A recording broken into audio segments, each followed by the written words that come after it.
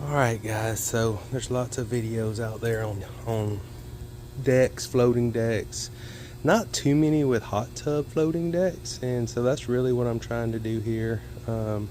I'm by no means a licensed contractor, just a home handyman. But anyway, I've got my materials here. You can see all the lumber, and I can walk around here. And this is my foundation supports I'll be using. This is my $800 hot tub that I bought used and replaced a pump, and had it a little over a year now on the back patio here. Just really want to get it off the back patio. And so I've laid out a 10 by 12 area for a deck.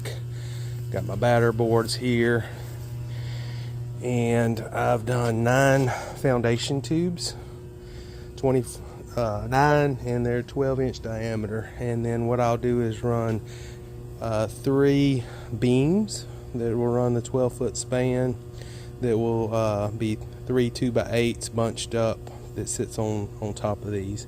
And then I'll run 2x10 joist on 12-inch centers. And so anyway, just getting started. I'll update you as I go. Okay, I got my foundations dug, and got 9, and I used 2x8s to level everything, so long ways and crossways, so they're all level. And I did have my natural gas line to this generator marked about 8 months ago, and he showed the line going just in front of where these footers are. But obviously he was wrong, because I caught it right there. So I end up having to repair that, or will have to repair that, or get it repaired. And I'll scoot this footing a bit forward and get these filled with concrete with J-hooks, and next steps after I get this gas line fixed. Okay, got the gas line repaired, and I've been working on foundations. I do have this little laser from Amazon to try and line my anchor bolts up. I'll say it's pretty crappy, especially in the sunshine. I just ended up using a string on this side and worked just as well, if not better. And my wife is an absolute genius. I was hand mixing concrete in this bucket with a shovel, and she's like, "Hey, don't you have that paddle thing that works on the drill?" And I forgot we had that from when we did ceramic tile. So much better. Honestly, renting one of those mixers would be best. I didn't realize it was going to be this much concrete, but hey, that's what happens when you underestimate. So yeah, I got them all leveled up, like I say, using a 2x8, and got my anchor bolts marked with tape on the depth as far as how far they go down, and just working concrete now. So more to come. Okay, welcome back. So I'm only able to work on this on the weekends with the daylight savings time change. It's absolutely terrible with no daylight in afternoons, but here it is Saturday. All my concrete is cured. I've got my J bolts in, and like I say, I used a laser and got those all in the same line. And so this is my beams, 2x8 by 12s, laid in Simpson strong ties. So I'm using the ABA 66C. And when I started planning this in my original budget, because I was trying to do as cheap as possible, I went with the made in China thin stuff, and was like $40 for 10 or something like that. And then the more research I did, I realized no, pressure treated, you really need to use this Z grade from Simpson strong tie. And so I think really by code you're supposed to use the 66AB U or ZU, and they're quite a bit more money. And it's really for the uplift, the wind uplift. They're a little bit thicker. These are very hefty, and being that I'm kind of sandwiched in against close to this house, and again in the neighborhood, I'm not too concerned about the uplift here. These are certainly going to be strong enough for what I got. And again, I mean, if you were paying a professional contractor to do these, they would probably use the U, and you would spend a lot more money. So for what it's worth, don't go with the ones in China. They will rust out, and then like I say, you probably get away with these, but again, that's personal choice. So what I'm using, So like I say, I got my beams here. I'll get these squared up, square with the house, and then get this bolted up, and then and I got some underground to do for my electrical, and then I'll start on some joists. So update number 1 for this Saturday. All right, I got things squared up. Put a board against the end here, and then had it up, standing up obviously, and then measured off the house and got as square as I could against the house here, and similar against this side. So that just puts everything kind of dimensionally square. And then I got my beams in here, and so those brackets are made for post, and because I've got 3 2x, it's not exactly 6 inches, so there is a gap. And I've seen some people actually leave the gap and just screw it, or try to center it. I just put a shim in there and screwed it. I like that better. I don't know if it's right or wrong, but it's the way I did it. And then also nails, you need to use the Simpson. This made for shear force for the nails. And also, if you're using screws, use the Simpson. They're made for screws to go in these brackets. Now, I use brackets. I use these clamps and pulled the boards together because because I was using 3-inch nails and 2.5-inch screws. They wasn't pulling together tight. So I did use some deck screws or wood screws that are 3.5. Not in the brackets, but just kind of spaced throughout the boards to pull things together nice and tight. Obviously, all your loads coming through these brackets, and I did have a few that I put in these brackets I got to change out because those aren't rated for that. I just did that to square, get it all good and tight. And so I have one left to go here, and then that'll be my foundation to start squaring up the top. So you can see how there's gaps here. So like I say, I'll use those clamps and pull it together, and do this last one. All right, things are coming together. This palm nailer's great, off of Amazon. So very good buy, recommend that. And so now I've got things squared up and squared against the house. Got joist hanger there in the middle, kind of holding things square with some straps once we had it measured off against the house. Inside corner braces, and then on the outside I got the screws and the Simpson nails, 3-inch nails here. And a learning, so I got lumber at a discount lumber store, and I didn't actually measure beforehand, but this 2x10 is a 1/4 inch longer than my back 2x10. Who would have thought? I managed to get it square within close to 1/8 of an inch, and I'm not undoing it all now. So just a learning for other people. Check your boards for length before you start putting things together. Because I got my beams all done, got all the fasteners changed out I needed to.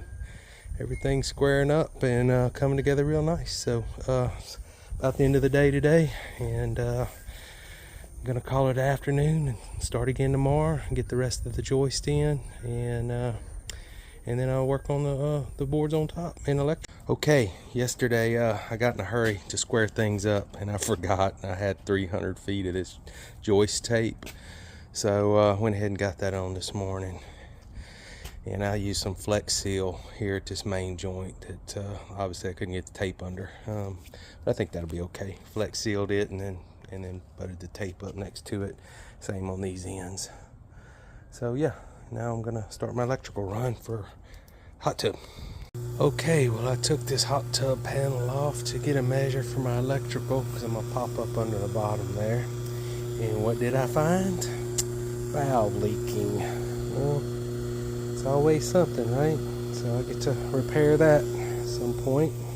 Did get all my joists in, and I did just put all the hangers on the bottom. I didn't worry about flipping any upside down. So like I say, my overhang is less than 1 foot, so not too worried about it. It turned out pretty good. I gotta get my blocking in here to get some of these squared up straight, because some of them are twisted. And man, I really wish I would have measured all these boards before I started, because there was some well over 1/4 inch short. I ended up having to cut a 12-footer just to make a 10-foot joist because it was that short. It wouldn't even fit. It was over 1/2 inch short. So again, just a tip for anybody else: measure all your bores before you do anything. But like I say, turning out pretty good. We'll get some more done here. I got my electrical done, so it's gonna pop up over here. And if you didn't know, for a hot tub you have to use this special THWN wire, number 6 gauge. So I got that all buried and popped up over here, and I'll change that out one after I move the hot tub. So yeah, slowly but surely. All right, it's been about another week. I did get a few hours here and there after work before dark to get my ladder blocking in. So as you can see now, I've got 2 rows of ladder blocking, so that's gonna shore things up very nicely. And now next up, I'll be putting these Z-Max Hurricane ties, one on each side, going one direction on this beam, and then I'll put another set on all the joists on this beam going the other direction. And so that'll tie everything down nicely, and then joist tape all on top, and then I'll start my deck boards. So more to come here in a bit. All right, I got these hurricane ties installed, one on each joist for the entire deck that direction, and then turned around and put another pair this direction on every joist. So no doubt this thing's nice and sturdy and strong. Other people put weed barrier down under the deck, which is fine. If you ever have to remove that stuff, it's a pain and it is a cost. I had a bunch of extra cardboard, so as you can see, I laid cardboard down. There's actually some topics on that for flower beds, and people swear cardboard works just as good as weed barrier.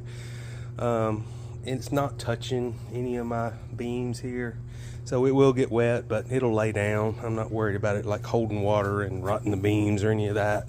If they were all touching, I would say not a good idea, but mine's not touching. And so here's what I talked about: the boards being short. They're actually not short. What happened is a couple of them were long on the end, which made the other short, right? But they and you can see I got a few gaps here, right?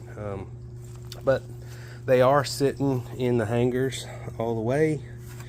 Well, not all the way, but there's enough meat on the joist sitting in the hangers. And like I say, I've got the hurricane clips installed. I've got my blocking installed. It's not a huge overhang, so I'm not too concerned.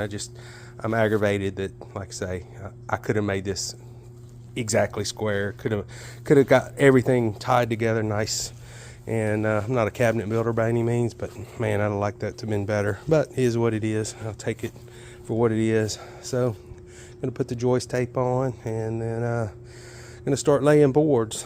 The other thing too, again, my wife is helping me out with this quite a bit with ideas, but I was originally going to do a 2-board picture frame, and I had bought 10-foot boards for this 10-foot section, and then 12 for the long 12. And because this board actually is longer, the one here on the end, and then adding the additional 2s here on the end, 10 foot was not going to be long enough. And of course, I rented a trailer to go get all this wood, and I don't have that trailer. And so I was a little bit in a bind on what to do. I was just going to go buy 2 more 12-footers and let them hang out of the back of my truck. And she's like, no, don't do that. You know, let's look at this. So she come up with, we can do a herringbone layout with the boards, and everything will work with what we got. We don't have to go buy more boards. So we're going to give that a try. I'm going to get some joist tape down, and then we'll start laying some boards out. Okay, we got the first herringbone pattern down. Turned out okay. We had this board was a little bowed, so this first one was a little bowed, so we ended up having to fight that with our first board, but we got it overhanging enough, won't notice.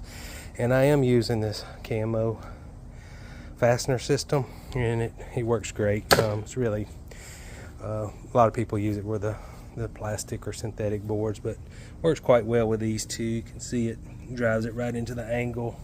And then I just hand drilled this side for the first row and sunk the same fasteners in. And you do have to use the Camo brand fasteners that's made for this tool, which I have here. So, yep, right somewhere. Yep, Camo edge deck screws. So yep, so that's that'll be for tomorrow. We'll start the other boards, and like I say, I know I'm gonna have to add some more blocking depending on where these boards fall. I try to go four boards in for herringbone, and then we'll just run vertical after that. So all right, see ya. All right guys, we got the deck boards on between the rain. You can see the herringbone design came out really nice. I like the way that looks. Ended up having to add some blocking like I figured. That's okay. It worked out good. I have one area back here, and I don't know, I guess my framing got high on me. This board is really high, and it's gonna hold my hot tub off level if it lands there, which is gonna be close. I'm gonna rent a planer and just plane that down where it'll be smooth, so I won't have to worry about that. And then the other thing I'll do is on these corners, I'll route the corners to match the round over. And then I'll also, everywhere I have all these nasty nails, I've drove them in with a punch, and I'm gonna mix up sawdust and glue, and that'll make some putty and put over there. And then I'll sand that down smooth. I'm gonna sand all the writing off the boards, and then I'll be ready for stain. And I'm gonna wait on the steps. I'm gonna get the hot tub up here, get this gazebo built, and then I'll build the steps last. Until next time. Okay, so I did end up renting a portable planer, and I pulled this board up and this board, and you can see all the sawdust. I planed that 2x4 down, and now this board sits nice and level. But yeah, it was definitely sitting high. You can see all the plane dust from planing it. So happy with that. And now we ended up cutting some tree branches on a pole saw to allow for this gazebo that we have now started putting together. And so yeah, deck's turning out nice.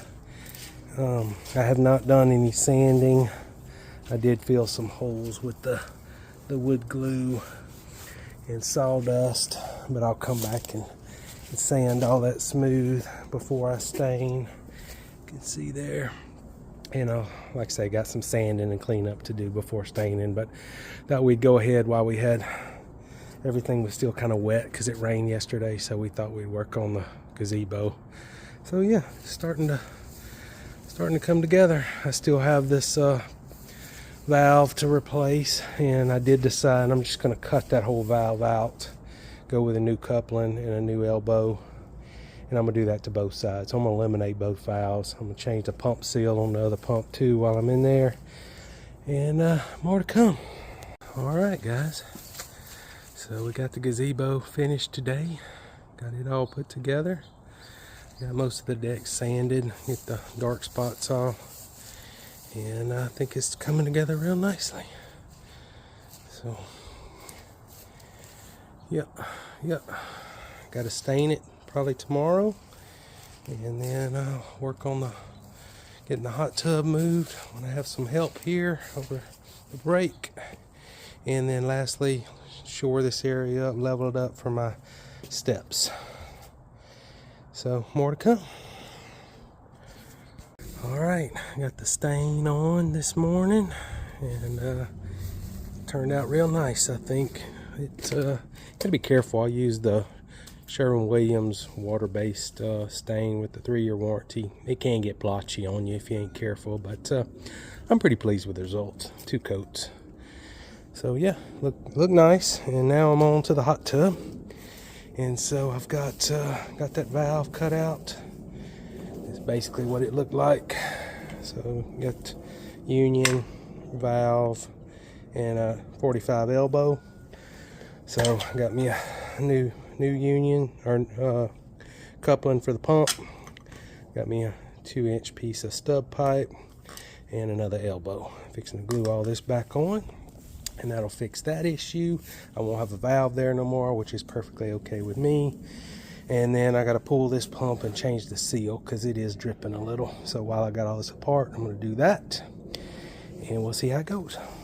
All right, guys, I got this valve cut out and placed with the elbow and a new coupling. So I think that worked really well.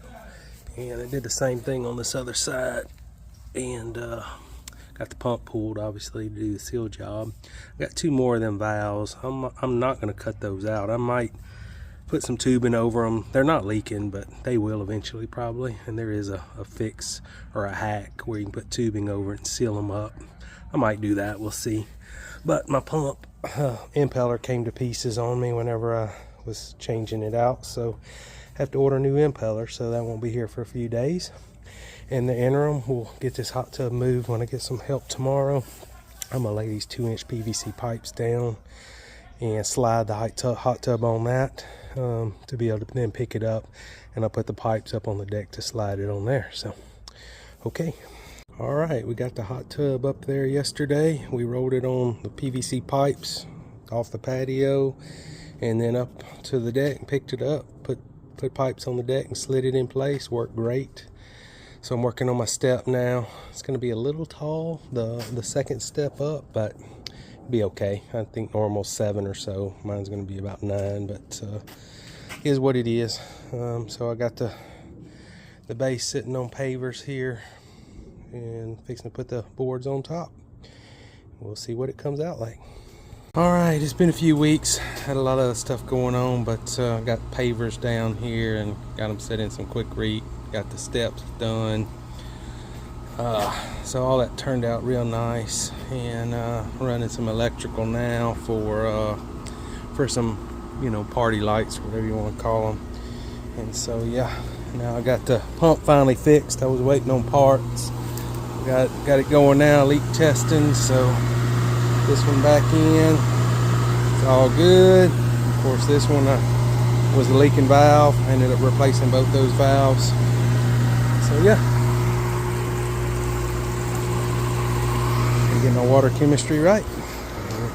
Off to the races. All right, all done, guys. Got a bit more room on the back porch now without the hot tub on here. I think I showed the pavers before, but pavers are all done. Got a little high on that side. We got the screen installed around the gazebo, so that's nice. I got some lights with the light switch. Turn that on and off now. And got zippers here on this gazebo. You can pull this back and tie it off. And then now, obviously, hot tub's not running, but water looks good. It's done warm back up here in Texas, so be getting in it for too long. But like I say, all done. So deck total cost for just the deck and all the stain and concrete and about $2,000. I think the gazebo was $450 on Amazon, so call it $2,500 all in. Not bad. A lot of work, but like I say, I'm pleased with it.